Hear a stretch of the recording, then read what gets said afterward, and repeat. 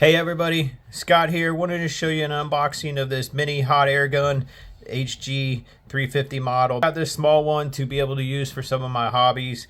Most notably, I'm trying to build an LED like string light sign, and I needed a hot air gun to be able to shrink some heat shrink around some electrical wires. So we'll go ahead and take this out of the package here, but notice some of the warnings on the back here, so please read those first before you use it. But we'll go ahead and take it out of the box.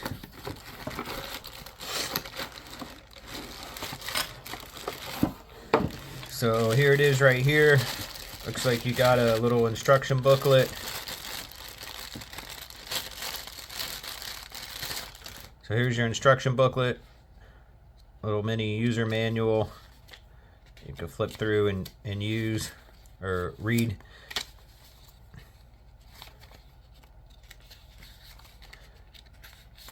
There you go.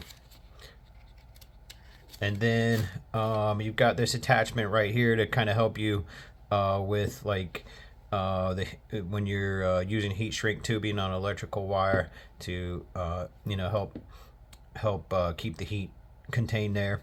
So here's your power button. Here's your cord. Looks like it's a pretty decently long cord.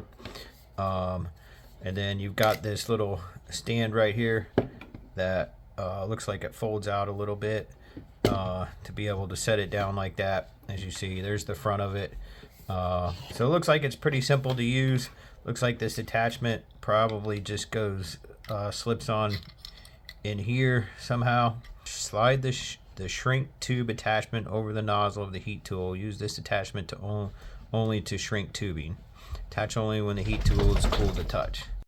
So I got the little attachment on here. You might have to spread these little prongs out a little bit to get it to go around the end there. As you can see, it also kind of shows you a little bit on this picture here on the box.